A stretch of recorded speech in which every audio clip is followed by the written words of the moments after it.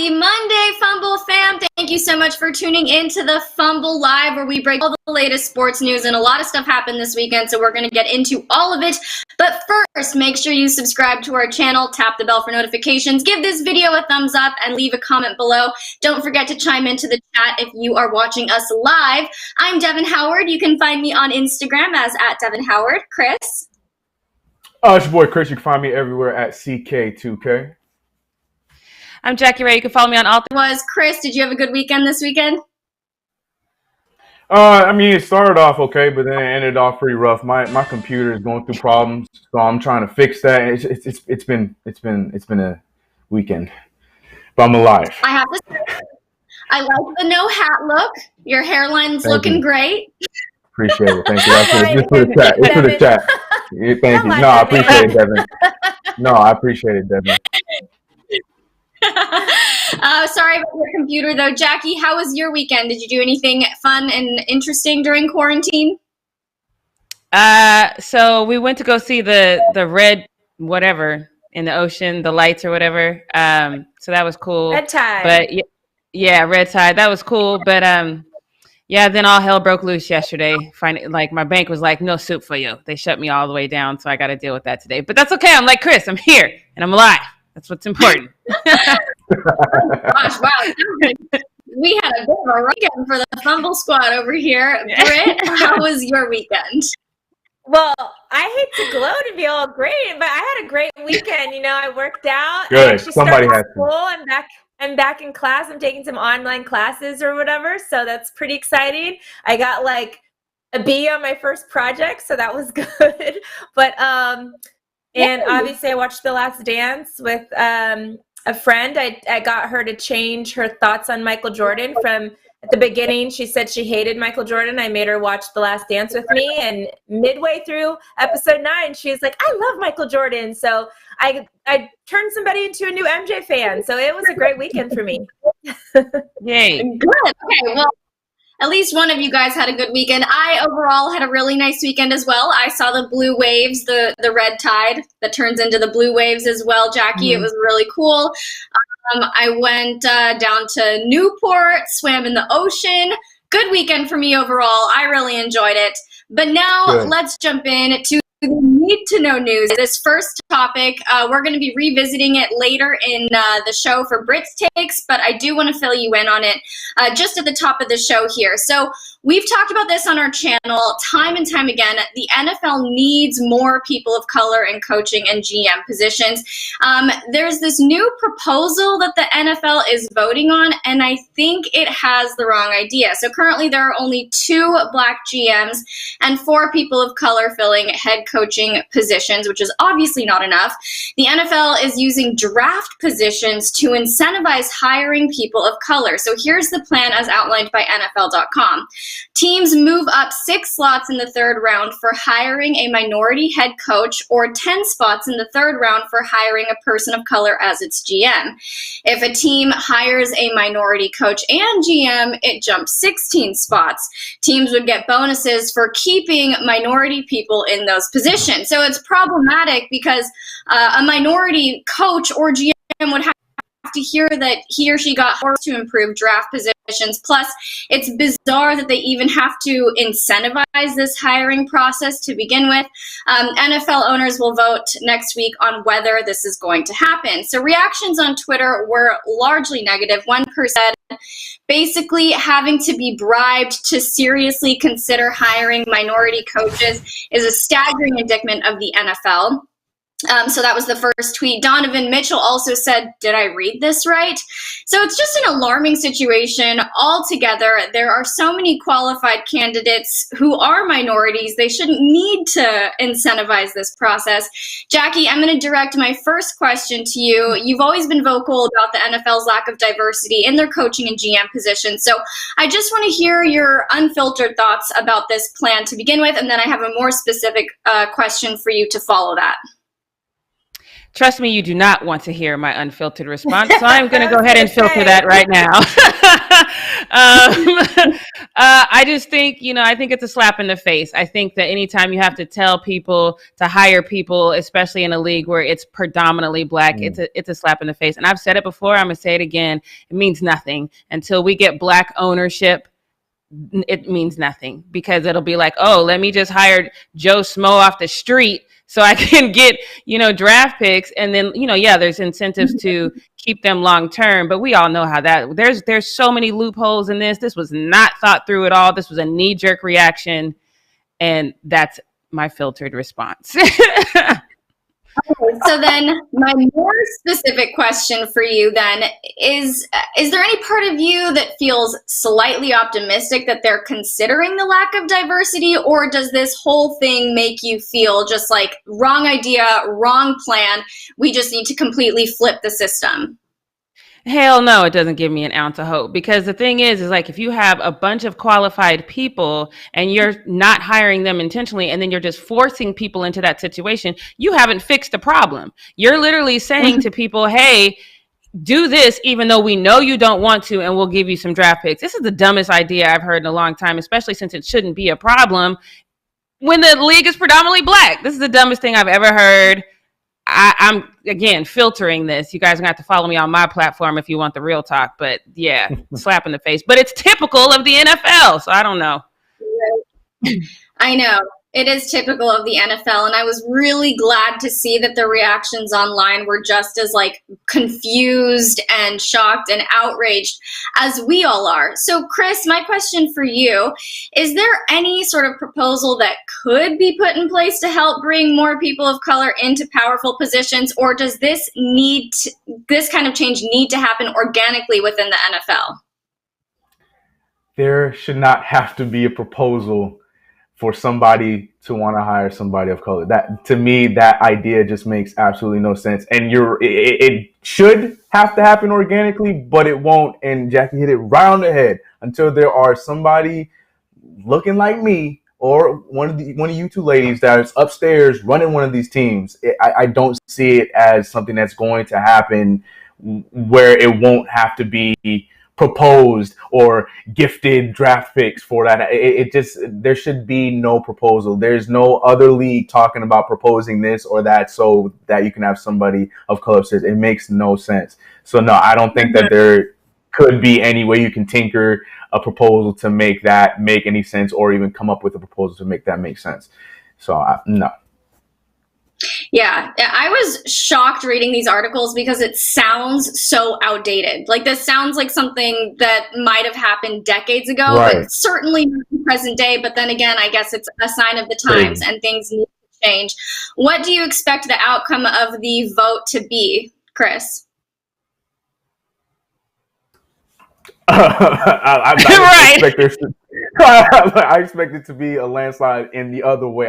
It's just so crazy to me that this is real. Like Donovan Mitchell said, like when I read it, I'm like, oh, this is like, you know how like there's those fake accounts on Twitter, like NIFL or a lowercase n, a capital FL. So I thought it was just like a fake account, and I'm finding out it's on all these websites. This is a real thing. The fact that this is even going to be going to vote, it's bonkers to me. Absolutely no sense. I hate it. I hate all of it. And how do you think this vote is going to go? You have a bunch of people who already kind of don't want to hire Black people. Now they're going to vote on something that makes them hire Black. How the hell you think this is going to go? This is ridiculous. Bad idea. Really bad idea. Now, Brit, I know that you're going to fill us in on all of your thoughts and Brit's takes, and I have a feeling you may want to reserve your opinions for later in the show, but if there's anything that you want to add, feel free to jump in. Otherwise, I'm going to jump into our next Need to Know news story.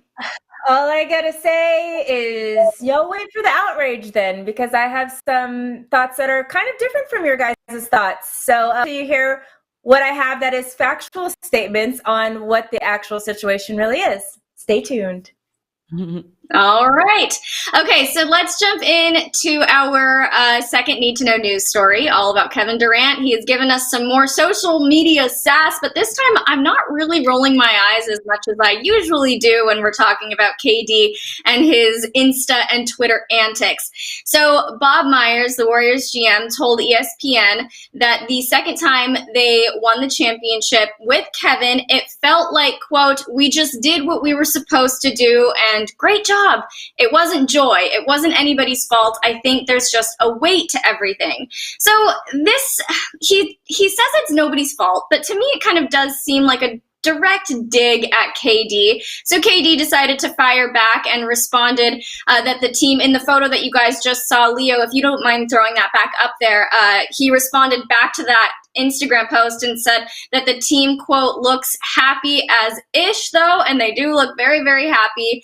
So I actually see where he's coming from here because, you know, obviously, there was some tension between the teammates when KD was there. KD was always on the receiving end of negativity from the Dub Nation, from Thunder fans. So I think his time with the Warriors was a little bit tough, but I don't think that takes away from the excitement and joy that they all felt in winning the finals. I think that doesn't change anything at all. You're going to be excited. They wanted to win. They did win. It's a celebratory moment. So, Chris, do you feel like KD was wrong to clap back at Bob? Do you agree with him? What are your thoughts? No, I'm like you. I do agree with him, but at the same time, I still feel like what's the point of him clapping back? Because then it's just going to be misconstrued the way that we're going to misconstrue because it's Kevin Durant responding to something being said about him. But I mean, in this instance, yeah, I mean, he's right. They do look damn happy in that situation, and they were damn happy in that situation. I just still believe that Kevin Durant didn't need to say because we most likely would have been on his side if he had stayed silent. So I'm still against him saying something. So I can't say that I'm happy he said something, but with what he said, he's right. Still should have shut up about it. Yeah. Okay, see, I'm glad KD said something this time. I liked seeing his comment. Brit, do you feel like there really was no joy in winning that ring like Bob says? Maybe for Bob, because he maybe doesn't love basketball like some other people do. Maybe he's just there to like collect a check and make his money and all of that kind of stuff. And you do see that a lot in it with positions like that. Obviously, you go to guys like Steve Ballmer. We know he loves basketball and he's excited about it, but that's then trickles down to the fans. Are there real Warriors fans? Who knows? I have no idea. I didn't see one before Right. 6 years ago, and I probably won't see one again for a couple years. So I think that is like very telling of just that organization as a whole, because I think that they don't really have true fans that really love the game there. They had fans that were Lakers fans that when the Lakers sucked after 2014 moved over to the Warriors. And then now they're back with the Lakers. And I think Bob had that sentiment in his head, like, oh, I mean, it's cool, but let's not be so excited because let's not forget us winning. We sucked for like 51 years, let's not forget about that, like, because there were no fans. Those aren't the same fans. These are new fans. And, oh, cool, we'll come back, we'll win a couple championships here, and now we'll go to the Lakers and then win some championships and then go to whatever team's winning at the time. Like, unfortunately for the Warriors organization, they're known to have a bunch of bandwagon fans that come in and out. That stadium was not even close to being even a little bit full prior to, them being great. So I think that's just, you're talking around people who just, okay, cool, we won. I guess now let's go win somewhere else. You're not talking to people who like fought and stuck with the team that sucked really bad for a long time. So yeah, maybe they weren't as excited, but those players look really excited because they really love basketball and they enjoyed winning. But maybe that's not the same for the fans because those weren't fans through the rough years. Mm-hmm. Hey, good perspective. I'm going to move on into our third need to know news story. Jackie, I'm going to need your help because we need to get a LeBron documentary in the works right now. I'm sure it's in the works. It's in the works. Don't worry about that. It needs to like ASAP. We have our own production company, so I'm sure we are already on top of that. Don't worry about it. ESPN polled 600 NBA fans, and the ages were split evenly among groups. There was one group of 18 to 34-year-olds and then 35 and older. And out of those 600 fans, 73% said that Michael Jordan is a better player than LeBron. There were all these different breakdowns in the different ways people thought that MJ was better, and MJ won by a landslide each time. So, Jackie, do you think that The Last Dance is the reason most people went with MJ, or do you think that this has been their sentiment the entire time? I hate these polls because no one ever asked me. I've never been included on a poll. I've never known anyone who's been included on the poll. So who the hell are these 600 people? That's what I really want to know. But, The Last Dance, whether you are an MJ fan or not, it was so flawlessly well done. I thought it portrayed everything in the way that you want to see when you're looking at a documentary like this. And to me, because, I am not an MJ fan at all. So it made him likable to me. It made him very likable. It made some of the things that you kind of want to dig at him for. It made him a likable guy, and especially when you saw his vulnerability. So, yeah, I think it's definitely due to the documentary. So I think that Jordan is a very likable guy has not changed my opinion on the debate between LeBron and MJ at all. But again, who the hell are these 600 people? Because I need to meet at least 5 of them. I need to know at least 5. I know. I'd like to know 5 too. I'd like to just have a chat with them. Brit, I feel like you need to take your moment to gloat here. Is there anything that you'd like to say? Any words that you'd like to have with us?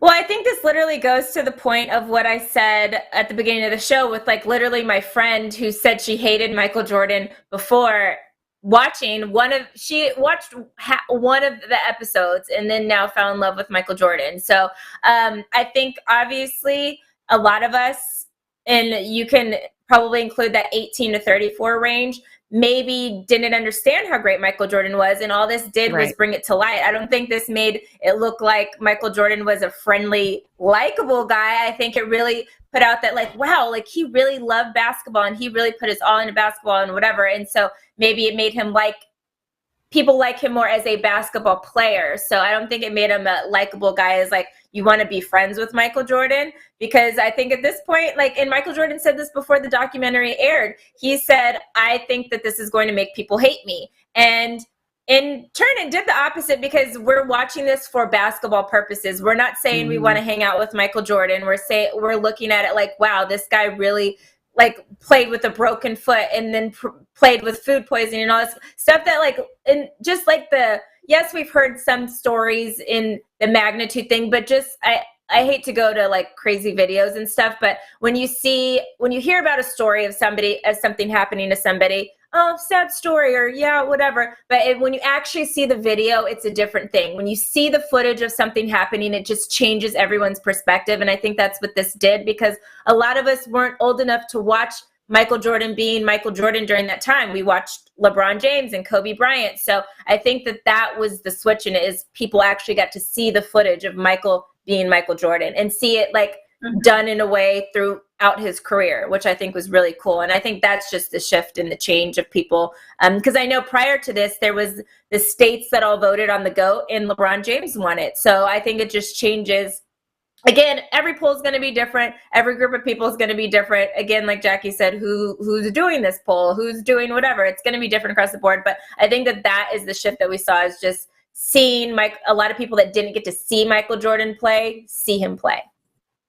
Right. And also, I think seeing Michael Jordan as a person as opposed to just a basketball player, at least for me, that was kind of new for me to kind of get to know him on a person to person. I mean, I'm not I sat there and had a personal conversation with him, but getting to know who he was behind just the basketball figure. Yeah. I think to your point right there, that's sorry, really quick. One of the sports anchors that was on the show yesterday, she had said, to see Michael Jordan be as great as he was during a time when there wasn't social media is insane. For him to be such a huge athlete during that time, but we don't know the person Michael Jordan versus we do know a little bit of the person of LeBron James, because we see him in his house with his family and hanging out, and basically any athlete now, they have a different level of stardom because we get to see personal pieces of them, and we feel oh, we could be friends with him, or oh, look what Russell Westbrook, he's playing basketball with his son. We didn't get to see any of that of Michael Jordan, so he wasn't humanized, and I think this series actually helped humanize him because he wasn't in an era of social media. Yep. For sure. Absolutely. So another behind the scenes kind of moment that I want to fill you in on for our fourth and final need to know news story is all about how when teams would go up against Michael Jordan and the Chicago Bulls, they were facing more than just a battle on the court. There was a battle off the court as well. So former Jazz player Antoine Carr told ESPN a story about how the Bulls would intentionally distract their opponents before a game. He said, quote, "You'd be in your hotel room the night before a finals game in Chicago, and all of a sudden a Playboy model would show up at your door with a cake. They show up in a trench coat, and when they get to present you with your cake, the coat comes off, and it's welcome to Chicago. But if you're a young man and all you can think of the night before the finals is a beautiful girl now, then that's going to throw you all the way off." It didn't work on it was a good cake, though. So they would send these Playboy models just to distract their opponents. Chris, is there a team in the NBA that you see doing something like this today? Today? Oh, I don't think so. I think all these things are going to be lost in the sauce because that was just such a, old school, retro thing to do. I don't think anybody in the league can even come up with that kind of creativity now. I think we'll get our equivalent of that would be they'd be sending IG models. Like, Kasha might be out there making some rounds. I don't know what's going to go around, but I don't think anyone's going to now. That's what I'm saying. Exactly. Yeah, that kind of creativity is probably lost. Kind of wish we would still get that. A little bit of that just makes things a little more interesting. Brit, I want to know, who do you think was behind these distraction techniques? Do you think it was MJ? Or was it one of the other players? Or was it a group effort?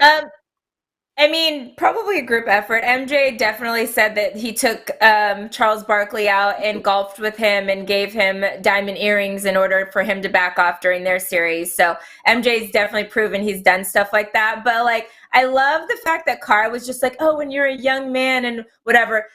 Carr, honey, I Google and I fact check stuff. You were in your mid-30s when you played Michael Jordan in the NBA Finals, honey. You were not a young and impressionable young man with a Playboy model coming at you. Sorry, that doesn't work for me. Bad excuse. You lost because you lost, okay? And it's way better sending a Playboy model than sending people to try to poison Michael Jordan. Let's be clear on that one.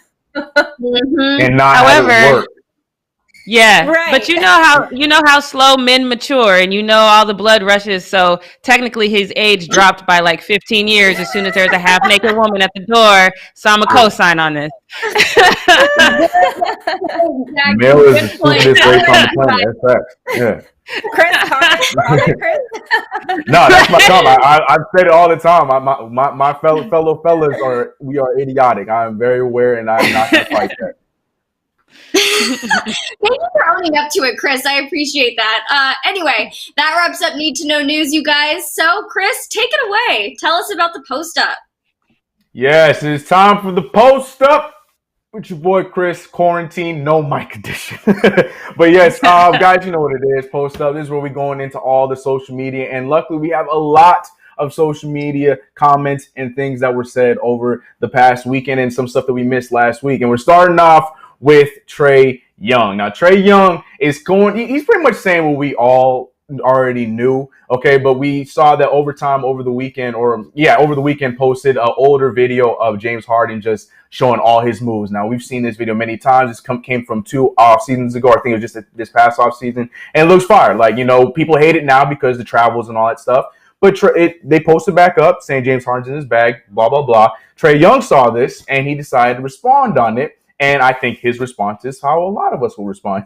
Trae Young said, James bag 100% different, but that first move, a travel big bro. And if it's somehow not, I'm adding it to mine 100 with the laughing emoji. Yeah, Trae, that it will not be called a travel. So if I'm you, I'm going to the gym and I'm working on it, and you're going to waste your time because they will call the travel on you because you're not James Harden. You don't have a beard. That's just how the NBA works. I don't know what it is. We've seen so many other players try James Harden's move. Steph Curry, even somebody as big as Steph Curry tried to do James Harden step back, and he got called for a travel. So Trae, good luck to you, my brother. Try it out and see if it works.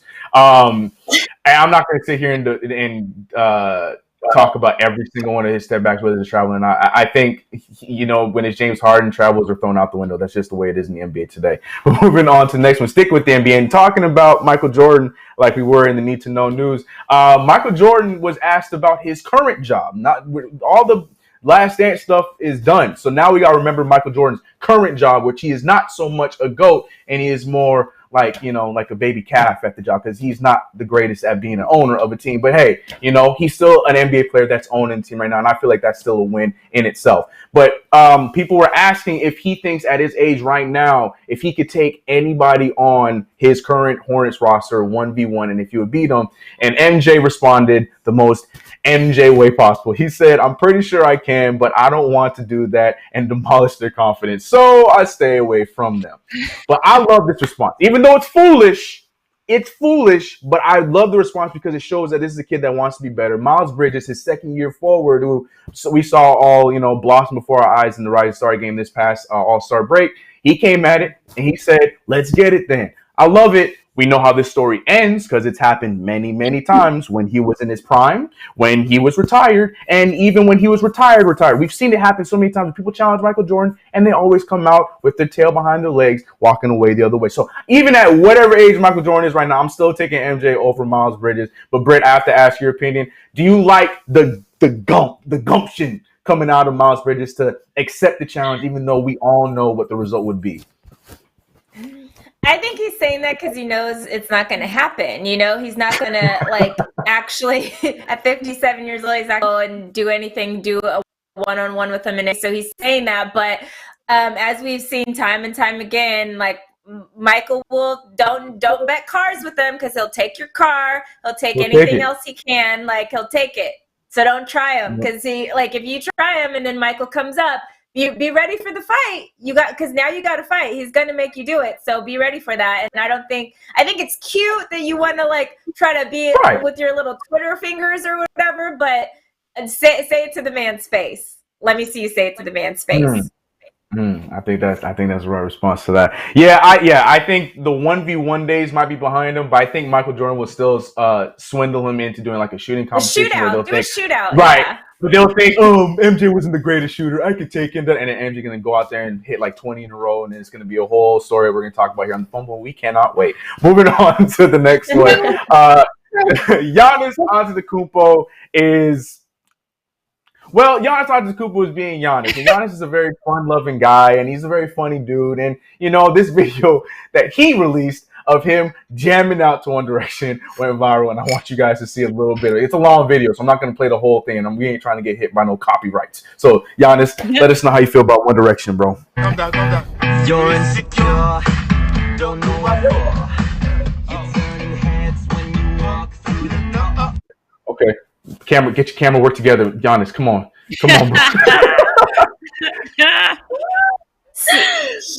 bro.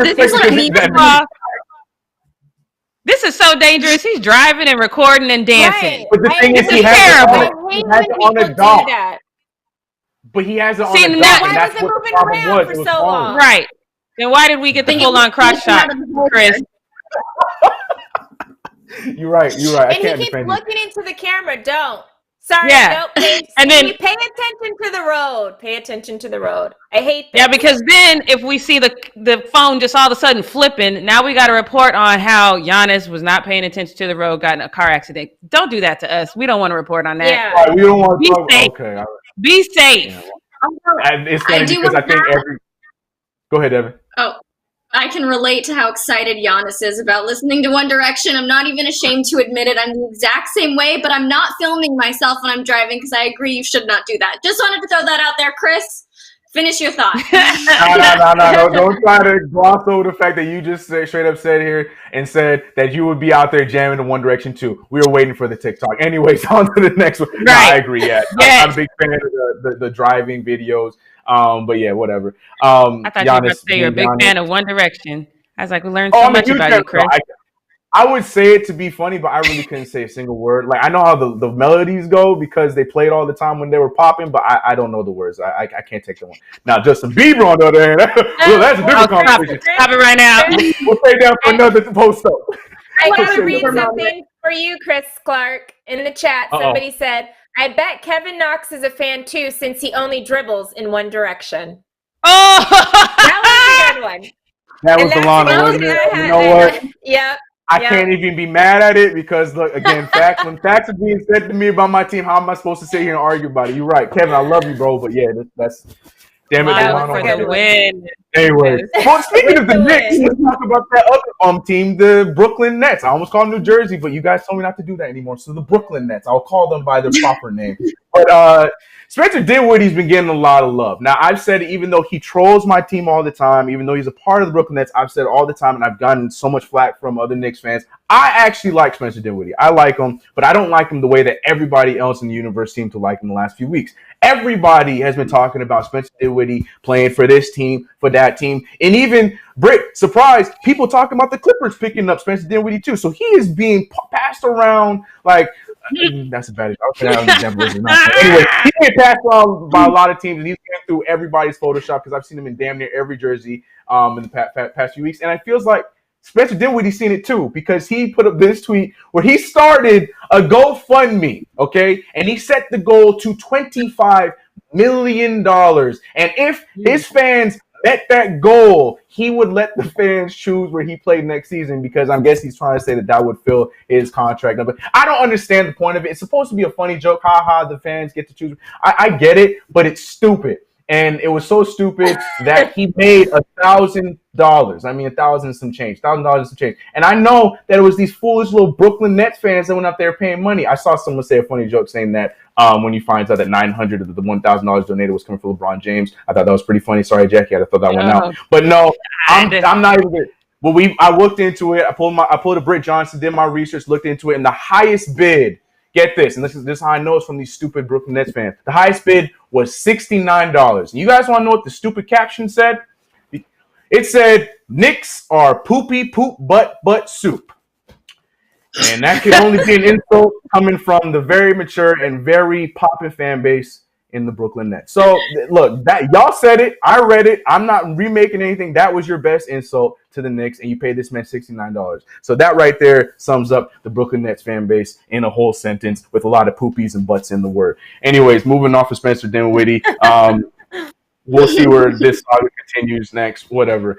Moving on to another point guard in the league, De'Aaron Fox. Now, De'Aaron Fox's own team, the Sacramento Kings, they released a whole article on how he looked up to Russell Westbrook his entire playing career, and, you know, he was one of his idols. Sorry, no, that's what it probably should have said. They said that Russell Westbrook was his hero, and De'Aaron Fox didn't like that too much because I feel like, and I can agree to this, you know, being an idol and being a hero are two different things. You know, like your dad is your hero, or, you know, the person that raised you, that's your hero. And idol is one thing you idolize somebody when you're playing the sport, when doing whatever your craft is. But they put hero, and De'Aaron Fox wasn't a fan of that. Okay, the tweet came out with everything I just said, and De'Aaron Fox responded saying, "Hero? No," with a bunch of laughing emojis. Favorite player? Yes. So, you know, De'Aaron Fox out there clearing the air a little bit. What to me, what made this a bigger deal was the fact that this was coming from your own people. Like, it'd be one thing if this was like ESPN dropping it or Fox Sports or something. No, this came from your own people doing this, and you have to correct them. Like, I just think that gosh, good things going on over there.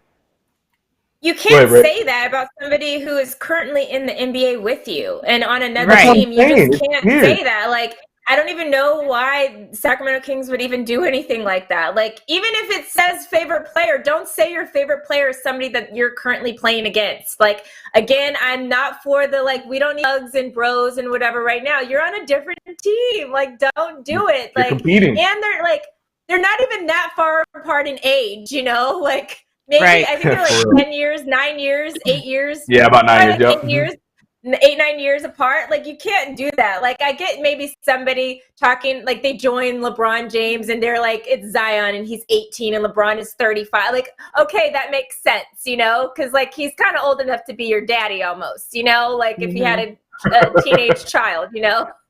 But like, this is, no, you can't. I don't understand why they would even say that. That's so weird. And I know De'Aaron Fox felt weird about it, but even saying favorite player is even weird too. But like, he was trying to like save face as much as he could, but it's just so weird. Come on. But even in the sense of favorite player, he was saying it in like a past tense. Might still be true, but he was responding as if it was in the past tense, like he did. Yeah. Like Russell Westbrook was his favorite player. So yeah, to your same point, I think he's still saying the same thing. But yeah, great job, Kings. That's why you got everybody here on the Fumble Squad thinking that you guys are going to be out of Sacramento in a going few to years move to Seattle. Like yeah, exactly. So not making yourselves look great.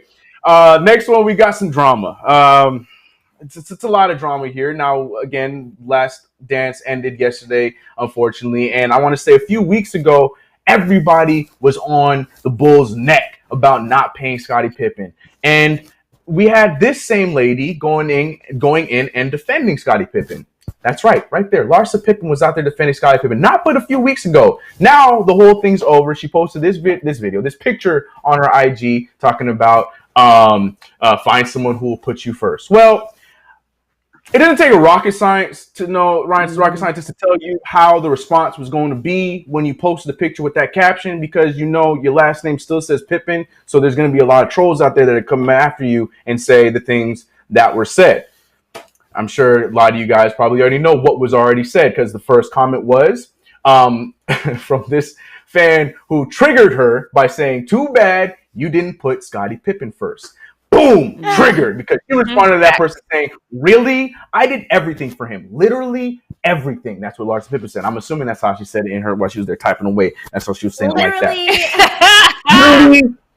And that's not it. She was triggered again because another person said, "That's what Scottie did. SMH." Boom! Triggered again because she came in with all the heat going in, all the words saying, "Stop tripping, dude. You don't know what you're talking about. I held him down and still do. Just because I don't air his dirty laundry doesn't mean it doesn't stink. I just don't want to do his laundry anymore." So somebody want to go ahead and, decipher that laundry thing. Like you had me on the dirty laundry, then you're talking about you not doing his laundry anymore and you airing out. Why are you airing out dirty laundry? First of all, go fix your damn washing machine, because your laundry shouldn't be coming out dirty for you to be airing out in the first place. And I don't know, lost me on that analogy, but the fact is, for her, I'm not a fan in any situation when a person has to come back with I know that my rumors and everything about me cheating on so-and-so came out, but if you could imagine the things that I have on them. I hate when people say that. I hate that argument. Never a fan of that argument. But I got to talk to you, Jackie.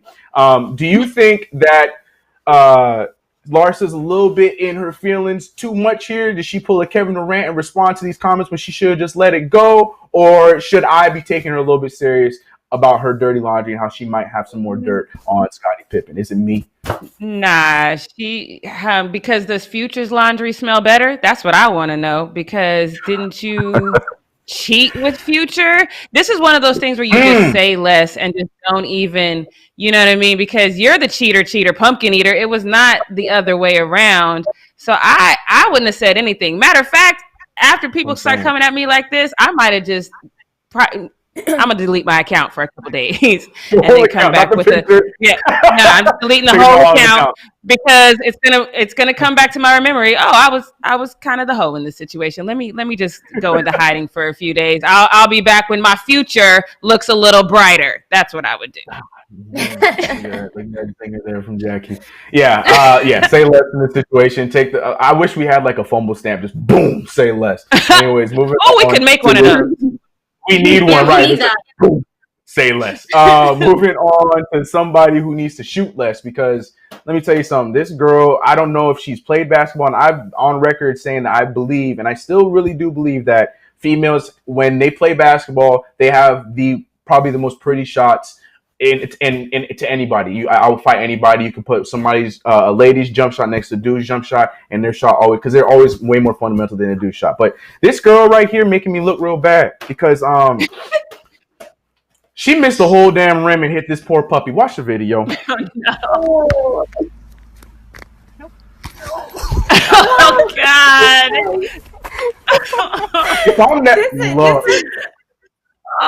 Go ahead, Brit. That was my pick. I was like, Arthi, we need to have this on Post Up. And I want to ask the chat right now, am I a bad person for thinking that was funny as shit? I'm sorry. That was hilarious. No, it was hilarious. I was just upset. Like, I wanted the dog to retaliate. Like, yo, what? Like, to start barking at her, just like forgetting that that's her owner and everything. No, man, that was so like, yo, you that bad? Oh my God, that poor dog was. For me, I watched this video 2 times, and the first time I saw it, my eyes started to water because I felt so bad for the dog. Kill me. Minding his business. Poor pup was just minding his business, trusting its owner. Like, oh yeah, she will never put me. what the hell? And then I just pour Well, behind him. that's what you Like, get for standing behind a backboard. Right. Move somewhere else. Yo. Betty won't stand right there again. And the dog's looking to the side like she don't never make this shot. I ain't even gonna pay her no attention. That's what he get. Next time, pay attention. And get from man, behind this dog, the next time this dog hears a ball bouncing, go the immediate other direction. Like, oh, her, she's doing it. No, I'll catch y'all. Oh my God. Yeah, that's hilarious. That was funny. And then last but not least, before I send you guys off to WTF moments, we finally, after all these weeks since the NFL draft, we finally got a response from Aaron Rodgers. Now, we talked about Packers reporter Rob Demovsky talking about he talked to him. I will honestly admit I didn't believe it because he didn't come back with any receipt. Well, the receipts are out, and the conversation between the two came out when he just pretty much asked Aaron Rodgers the question that everybody wanted to know. Are you more upset with the fact that the Packers brought in your possible replacement, or the fact that the Packers didn't do a damn thing to make the team better? Now, Aaron Rodgers, he responded, quite a long-winded response, but here was what Aaron Rodgers had to say. He said, I think it was more the surprise of the pick based on my own feelings of wanting to play into my 40s and really the realization that it does change the controllable a little bit, because as much as I feel confident in my abilities and what I can accomplish and what we can accomplish, I need music in the background. Sorry. There are some new factors that are out of my control. And so my sincere desire to start and finish with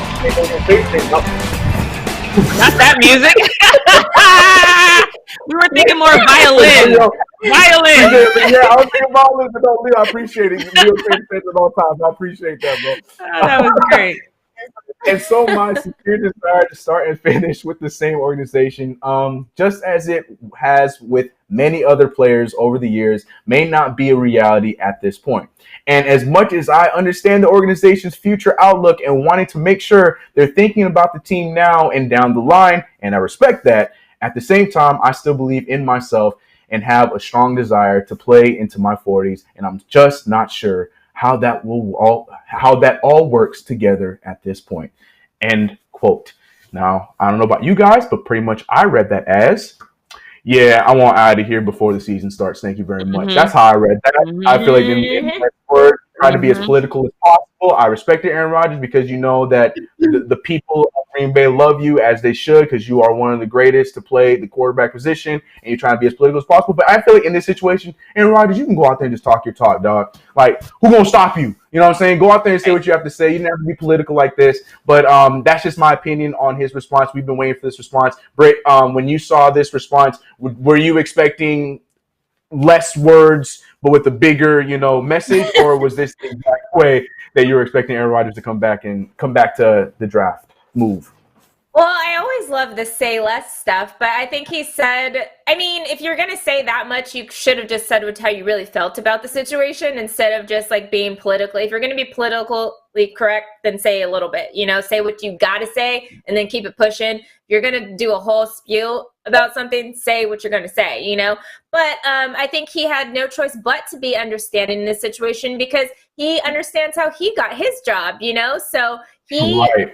you gotta understand what organization you were in and how you got your position and what happened with Brett Favre to get you as a quarterback with the Packers. So I think it is just saying like, okay, well, just let me go. Like, can I go now? Goodbye, and then just be on his merry way. But like, I think he should have said less in the thing unless he was really going to say how he felt. But obviously he has to be a guy that's understanding. It's the same statement that goes with you get him, you get your man, you lose your man, how you got your man, So this is the same situation. What happened to you happened to somebody right before you. So expect that to happen. And he did, and he understands that and keep pushing. Yep. Like he said, he once wanted to stay on one team his entire career, and he just doesn't see that happening. That's the big line I see in that whole quote. I'm sure we're going to be, now that this came out, everybody's going to be talking about where he's going to land, where he's going to go. I don't have an answer for that yet. My cynical hat is saying watch Bill Belichick land Aaron Rodgers, and then we have to deal with that for another few years. But we'll see what happens with that. But on that note, that's the end of me over here on Post Up. Thanks for listening to me. Jackie, take it away. Yeah, Jackie, All right, bring you us guys. into WTF. You have some weird Right. stuff to fill us in. Yeah, this first WTF, you guys know I love the kind of funny and outrageous stuff, and we're definitely going to get to that. But this first one is definitely not how you want to start the week. Shad Gaspard, he's the WWE fighter that in 2016 he was a hero when he stopped an armed robbery in Florida, and now he has gone missing. So here in California, we've opened up the beaches so you can go out there biking, swimming. You can go out there to exercise, and well, we biked. Shoot, when we was looking at the waves, is that not a thing? No one stopped us. Get it, girl. Let me take this back. I biked, so I don't know. Maybe that's not a thing for everybody else. So we went out biking, but he had, and his 10-year-old decided to take, go to the beach like everybody's been dying to do. So he and a group of swimmers went to Venice, and apparently a rip current took everyone under. Lifeguards went in to try to save everybody. When they got to Gaspard and his son, he told the lifeguards to save his son first, which they did, but they haven't seen him since. So he's gone missing. It sparked a massive search from divers, helicopters, the fire department. And as of showtime today, and even I just checked a few minutes ago, he's still not been found. So unfortunately, when a current takes you under and they can't find you, it's probably not going to end up being good news. But fingers crossed that somehow miraculously this is a different case. But so thoughts and prayers to his family, and especially his 10-year-old son who was right there with them. That's just not how you want to start this. So be careful out there if you guys are going to go out there and go swimming, because apparently the current is high right now. But let's get on to some more lighter news, because it seems that Russell Wilson was almost shipped to NFL purgatory. We all heard the rumors that Chris Sims of NBC Sports, he was circulating, claiming that the Seahawks were going to trade him to the Browns for a first-round pick. I think we all pretty much blew that off, but now he's doubling down on that. Let's take a listen. With Mike Florio, and we went, Russell Wilson is one of those untradeable players, and I brought it up again. I said, hey, the rumor out there are the things that I understand. I shouldn't say rumor. What I know is that, yes, there was talks a little bit between Cleveland and Seattle, and Cleveland giving that first pick of the draft for Russell Wilson. I don't know who struck up the conversation. I would imagine it was Seattle. I mean, it makes sense. Again, Seattle, they were debating on, did they want to make Russell Wilson the highest paid player in football? So it's ironic because, we've kind of seen this in The Last Dance where Jerry Krause wanted to kind of break up the team and rebuild. So Chris goes on in this interview to kind of say that they wanted to rebuild, that they thought it was time to basically start over. And Russell has been with the Seahawks since he was drafted the third round in 2012. He's been in 15 playoff games. He has a Super Bowl win. He would have had 2 if Pete Carroll had let him hand the ball to beast mode instead of throwing a pass. But it's not outside the realm of possibility that a coach or a GM just realizes maybe we've hit our top and now it's time to rebuild. So, Chris, does this strike you as weird that they would want to trade Russell Wilson, especially when it's clear that he has so much left in his tank? No, not in the NFL. Looking at it, just black and white, there's no way the Seahawks would ever trade him. But we just, finished talking about Aaron Rodgers, who's one of the greatest quarterbacks, to play, and how they're so easy to draft a player when I feel like it was a little premature to do that when they just had to fill in the other holes to help Aaron Rodgers out. So no, I don't feel like it's that crazy at all to hear this kind of speculation. I could see it from their standpoint where up until probably last season, I know they were getting back to the playoffs and stuff like that, but they feel like they're really stagnant. So they thought that maybe it was just time to just blow it up and try it all over again because they're losing their Legion of Boom and all that stuff. So no, I don't think it's that preposterous, and I don't think it's, above any kind of storyline that would happen in the NFL. It's just how the business works, I guess. Yeah, no, everyone's expendable. But if that one's not a head scratcher for you, this next one will be, and no one can tell this one better than Twitter. So, Leo, if you could just put up that first tweet from Foot Accumulators up for me really quick, because you guys are going to love this, I promise. Okay, so it says K-League side FC Seoul accidentally used sex dolls to fill empty stands this weekend instead of fashion mannequins. I have no idea how you accidentally use sex dolls, but here's the thing. They had 20 mannequins. They were all spread out evenly to, simulate social distancing. They were all fully dressed and had on masks. So, but in Korea, they were not fooled at all. They knew these were sex dolls. And so Patty Power tweeted out, a misunderstanding with a supplier led FC Seoul to use sex dolls to fill their stadium. Technically, in my opinion, it's how you use them, right? Because if you get the dolls, you dress them, and you put them in there as fans, they're fans. If you send them to some other guy's apartment, it's a sex doll. So I don't know. This would have been one of those times where I just didn't say anything and be like, nah, we had the right dolls. Y'all are tripping. These are not sex dolls. But Devin, what do you think? Do you think they knew what kind of dolls they were getting? Maybe there was a shortage on mannequins. We don't know.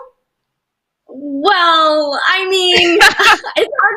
I feel like they probably wouldn't have gone into this thinking like, we'll just use sex dolls instead of mannequins. They said that the supplier said they were not sex dolls, but I mean, I guess it doesn't take a genius to figure out what they really are, but hey, I'm with you. They were dressed up. They were fully clothed. They were standing there cheering. So they got the job done in this sense. And hey, maybe some of the players took them home and had a nice time with them too. That's what I'm thinking. All the people who recognize them as sex doll, maybe we have a blowout sale at the end of the season. You can come get you one for bargain basement prices. So win-win. You see what I did there? You see what I did there? I was trying to do a play on words, and only Brit caught it. Thanks, girl. I appreciate you catching it. I got you. I got it too close to ignore it. All right, Chris, are you warming up those vocal cords? I hope it works in this mic. I'm ready. Let's go. All right, let's get it. Because now it's time for Brit's takes. Brit's takes. Nice. Okay. All right. So we talked about it earlier in the show about the incentive plan where minority head coaches, if you hire a minority head coach, you move up 6 spots in the third round, and a minority GM is 10 spots. Basically, if you guys are the Miami Dolphins, you get 16 spots up in the third round. You guys had a very different opinion than I had situation, so I kind of wanted to talk about it. Because I saw the tweets, I listened to what everybody said over the weekend. Me and Jackie originally talked about this a little bit when it happened on Friday, and I messaged her about it, and I was like, oh my gosh, this is crazy, blah, blah. So I kind of took a step back and, you know, I do my little research. I kind of go over things in my head, and I sit with stuff for a while, and I really ended up coming with a different perspective than I thought I was going to have, because at first I was just like, what the hell? This is da-da-da-da. But, you know, I sat with it for a little bit. I had the whole weekend. If this would have happened I would have had to do it as a Brit's take on Tuesday. I might have had a totally different perspective. But because I got to sit with this all weekend, because this information was released on Friday, I actually came up with a different thought on it.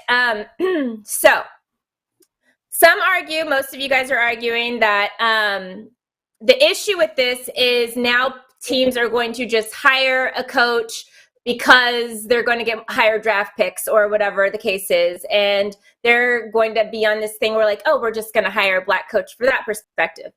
That's not, okay.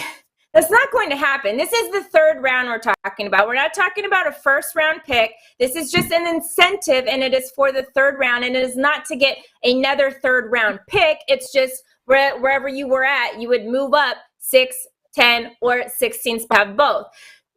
No owner in the league is going to hire somebody based solely on the fact that they get to move up a little bit in the third round. That's just not going to happen.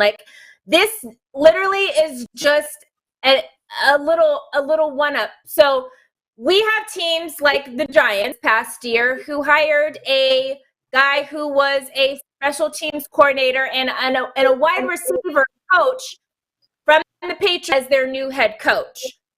They interviewed black coaches. They interviewed everybody because there's a rule saying you got to interview some minority coaches. But they hired a guy who has never been a head coach. He's never been a defensive or offensive coordinator, and they hired him as a head coach.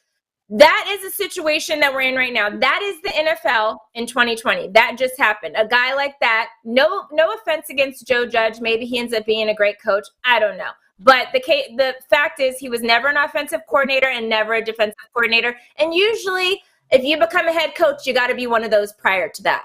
This was crazy to see a wide receiver coach become a head coach out of never being a head coach, not even at the college level. He was never even a head coach at the college level. He was a linebackers coach when he was in college.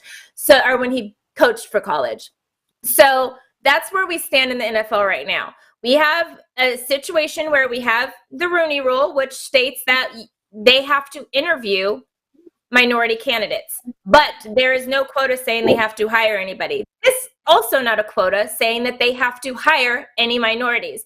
This is just an incentive for it, and is also to the incentive of having a if you have the coach for a long time, you get bonuses and stuff like that. It's saying that now they have to hire black head coaches. Nobody has to hire black or minority head coaches, period. This is not saying that. This is just saying, and it's giving an opportunity to where you can now have an organization have maybe a guy that's a Joe Judge that does not deserve to get a head coaching job at this time. And then you have a guy that is qualified, like a Lovie Smith, for instance, who was a great defensive coordinator and then went to a Super Bowl with the Bears and was a head coach with the Bears. Maybe having a guy like that come in. And mind you, to be a head coach and be black in the league, you have to be exponentially better than the white candidate that's up against you. You have to be way up here and have all these qualifications, and he, as Joe Judge does, only has to be right here. So you already have to be way better. Like I remember I had a teacher in college that said when he was writing his thesis, it was supposed to be 50 pages because he was the only black kid in his class, and he was hired or brought to the school because of affirmative action and stuff like that. He wrote 100 pages. He had to do above and beyond in order to be equal to what the average white person was already doing. So all this incentive does is just put another egg in the basket of the black coach or minority coach. Like, it doesn't say that now you have to hire these black coaches. It doesn't say any of that. There's no quota here for anything. It's just, hey, if you have these two guys and they're neck and neck, and normally when they're neck and neck, and by neck and neck, I'm meaning the black coach being better than the white coach already is, but that ends up teetering down to the owner's eyes as neck and neck. So when you have these two guys that are neck and neck, and you normally, is what we have been seeing for years and years and years now, is they go with the white coach. This is now an incentive to say, hey, maybe you choose the black coach now, who already is a qualified candidate for the position and has not been getting the position, where they're not hiring Joe off the street or anybody like that. They are hiring a guy that really should have already gotten the job anyway. But naturally, as we have seen in the NFL, and yes, it's 2020, and unfortunately we are talking about this, but that's the NFL and that's the situation we're in. And this is a way to help with that issue. I think I don't see a problem with it. I see a problem with it as, yes, that's the NFL and it's sad we're at that point. Yes, horrible, but what are we gonna do? I feel like the same thing happened with Title IX, we had this situation and they're like, oh, well, now we got to cut all these men's sports so women can play sports. That's just going to make women feel like they're entitled to whatever. No, now we look at it in 2020 and some of the best athletes in the world are women, and we know them and we celebrate them and we love them now. Back in the day when Title IX came out, there was a huge issue with it and the entitlement of women. Like, oh, why should they be entitled to get this spot just because they're women, and you're taking away men's sports because of it? No, it's going to have a little pushback at the beginning, but it's for the greater good of this. Same thing with affirmative action. Everybody was like, oh, well, they're just getting hired because they're black. No, not necessarily. Yes, they had, and at that point they had a quota. But now look at the number one rising position of CEOs in this country is African American women. So because we had affirmative action, those women and those men were able to get opportunities. And at the beginning, yes, they did get a lot of flack from people saying that they weren't qualified or they only got a job because of the color of their skin. But now look at it today. Now they have opportunities that they wouldn't have had we not pushed a system that was already pushing back against them. That is the same thing, unfortunately, in 2020. Yeah, we're talking about it in the NFL, but that's unfortunately the situation we're in. And something has to happen, because you aren't going to get randomly 5 black owners to just randomly own football teams. That's not going to happen. Most of the teams are owned by old white men who then pass it on to their kids and then their kids' kids. And most are not looking to sell because they're making a good chunk of change, So you're not randomly going to get 5 black owners to come in and own the team. You have to do something in order to push against what is being oppressed. And in this situation, I see that as a good thing. And yes, there's going to be coaches that are going to get situations where other people are like, oh, he only got hired because he was black. Well, a lot of times they only didn't get hired because they were black. So maybe we need to make a change and have this happen. And this is not a quota. They don't have to hire anybody. This is just putting another egg in their basket. And I think that is always a good thing, because we're in a system and we're in a situation where we had the Rooney Rule, made them interview black people, but still hasn't turned into coaches. And that was put into place in 2003. So we're 17 years after that now, and we still only have 4 total minority head coaches, and only 3 of them are black. So I feel like this, I know, and originally I had the same sentiment as everybody else did, but when you look at the bigger picture and look at history and what we had to do in order to get minorities in positions of power now, you can look at this a little bit of a different way and see that, like, okay, yes, this sounds crazy and it sounds stupid to do, but so did those things. There was a whole group of people who had to get negatively judged because of those situations, but because of affection and stuff like that. But in the long run, if we can look back at this moment and this thing happening, and 20 years later, there's 10 head coaches, I'd say we did a good thing here. So I don't want people to be so quick to be against this thing. I think it promotes diversity, and it's only going to, it can't hurt, because the team doesn't have to hire anybody. Like, having it as, and it's a 3rd round pick. No coach or no owner is going to say, I'm just picking a black person for a head coaching position in order to get a 3rd round, being bumped up in the 3rd round. It's not going to happen. We're kind of over on time, so I don't really have any questions, but if anybody wants to ask anything, you can do so quickly. Sorry. Jackie, do you have anything that you'd like to add before we sign out for the day? I mean, I think it's a great take. I still entirely disagree. I think that we've seen the Rooney Rule. It hasn't meant a damn thing. And the NFL is so eager to make money. I think it's easy to make 2 expansion teams if you wanted to, and make it mandatory for there to be black owners on those 2 teams, because I'm telling you, until we have a seat at the table, your little Rooney Rule or your little 3rd round draft pick rule, it don't mean a damn thing. It's not, it means nothing. So, I mean, like I said, great take. I respect all of it. I don't think it means a thing though. All right, Jackie. Well, thank you so much, Brit. Loved hearing your perspective. It definitely makes you think. For those of you who are tuning in, let us know your thoughts on the NFL's new hiring proposal to get more people of color into GM and head coaching positions. Leave us a comment below.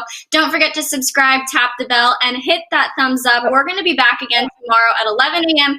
Pacific Standard Time. Wash your hands really well for at least 30 seconds at a time, you guys. Stay safe, and we'll see you tomorrow. Bye. Bye.